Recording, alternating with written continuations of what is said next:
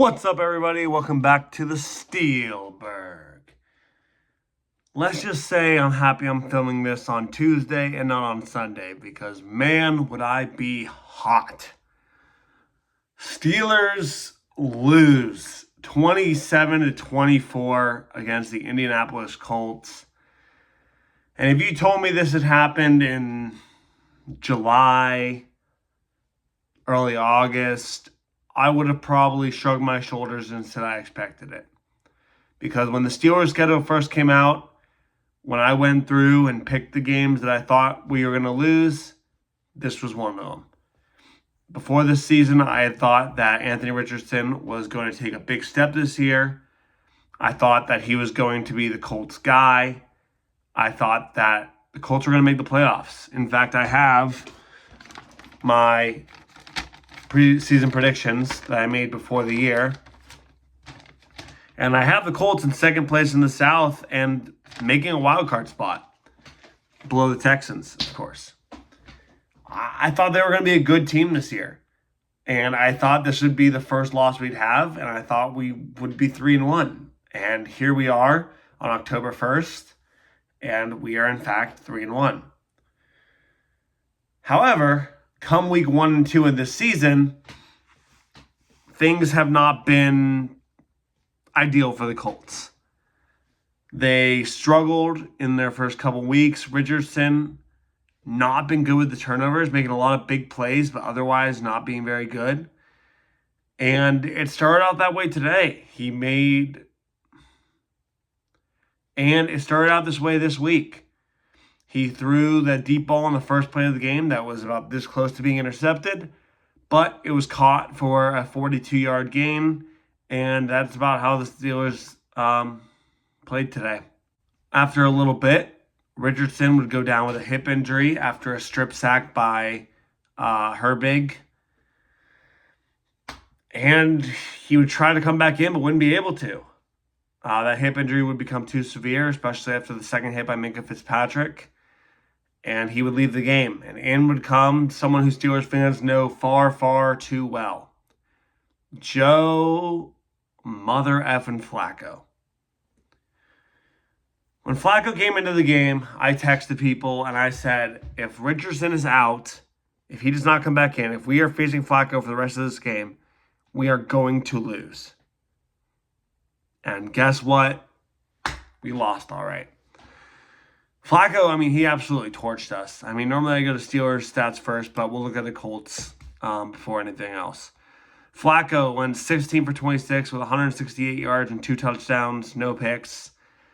When Richardson was in, he only went 3 for 4 for 71 yards. A good stat line, but I think we could have forced at least 1 or 2 turnovers from him, and I think this score is very different otherwise.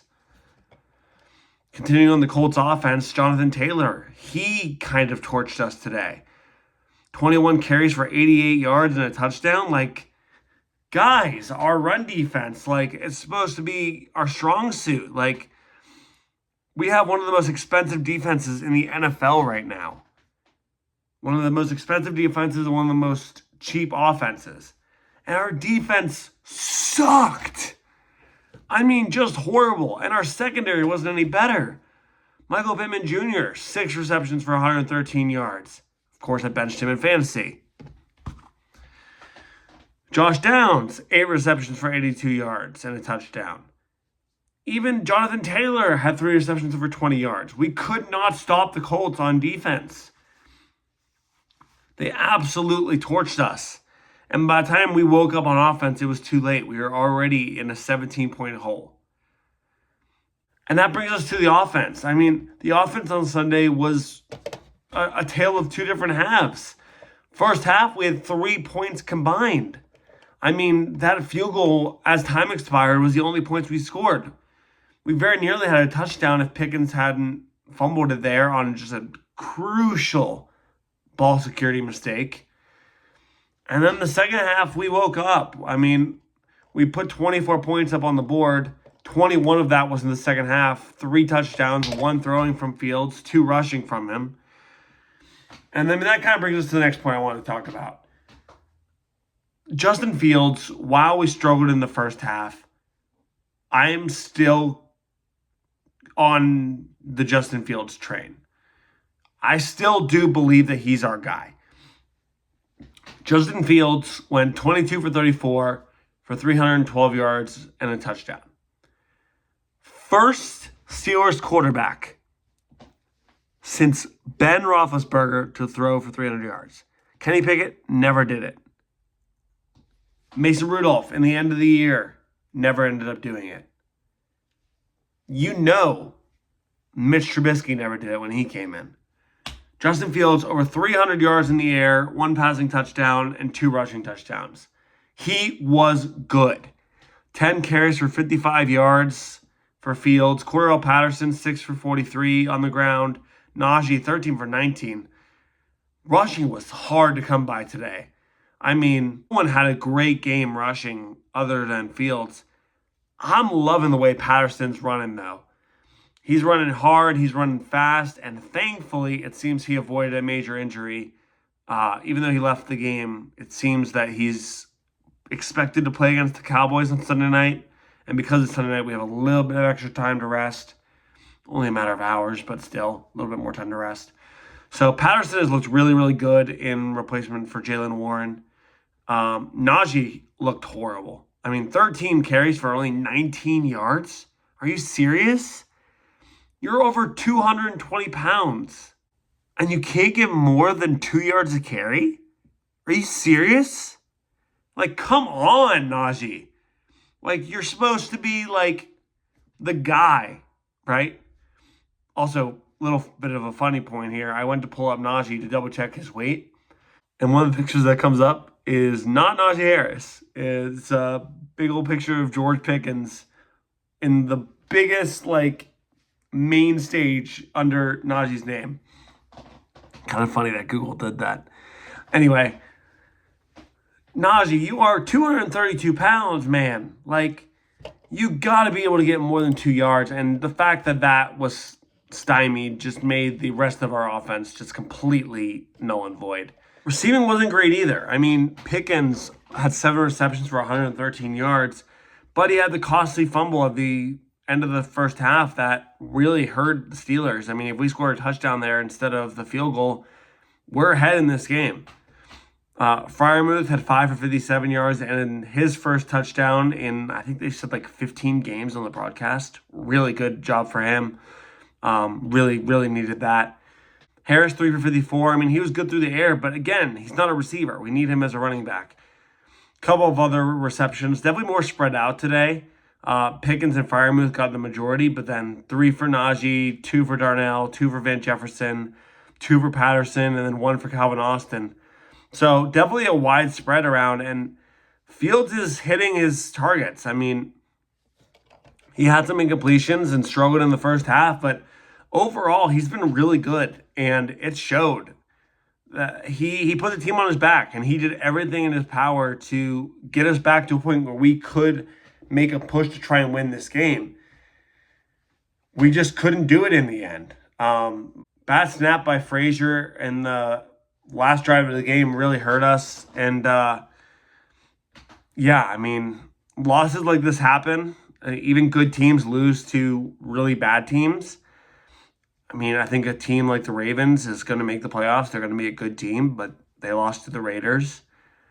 I mean, a team like the Chiefs almost lost to the Chargers. So good teams do lose occasionally to bad teams. It does happen. It's not the end of the world.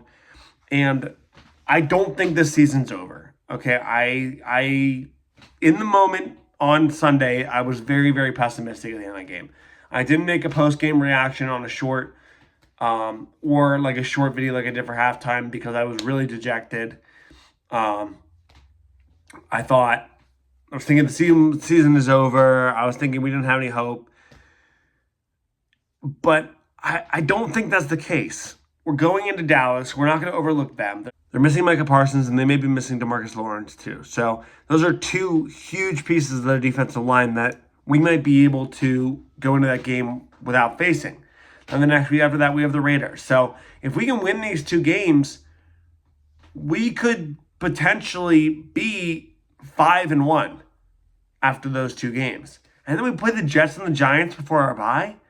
Like, we should absolutely have a chance here to be 7-1, 6-2. Like, at the very least, like, we are going to be okay.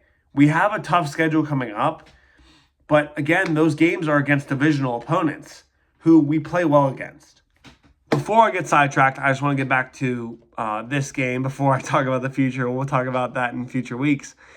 But I just want to touch on the defense, and sad showing on the defense, honestly, this week.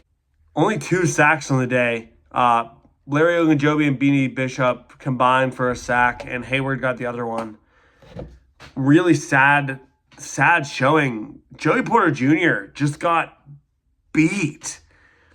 Like, Michael Pittman Jr. just slapped him around out on the field there. Like, it was just bad. I feel like every other throw, they were throwing it right by him. Like, I get it. You can't hold people. You can't commit pass interference. You can't, like, hold them back and restrict them from catching the ball. But you're still one of the best corners on the team, if not in the AFC. Like, I'd put you up there if you just limit the penalties. And, oh, my God, not this game, though. You would have thought I was looking at Artie Burns. Holy crap, was he torched. Michael Pittman Jr. had a day. I mean, like I said earlier, Pittman, 6 receptions for 113 yards. Sure, he was kept out of the end zone, but God, Porter, as much as you talk crap about being able to hold back these receivers, put your money where your mouth is, man. Like, you're gonna have a tough task next week against CeeDee Lamb. Like, you gotta shut him down, or else we're not gonna win this game. We can't put up 30-plus points yet. We don't have the offense to do that. Yes, Fields is getting better. He's improving every single week, but he's not at that point yet. We've got to be able to shut down the offense, and our defense is supposed to be our strong suit. We cannot just be giving up 27 points a game to these kind of offenses. To Joe Flacco. He's 40 years old. There's no reason that the Steelers can't win this game on Sunday. However, if they play like they did this weekend defensively, I can guarantee we'll be 3-2 by the end of this weekend. And we may lose our lead in the division. Because the Ravens gave us 2 gifts of losses. They're not going to want to give any more.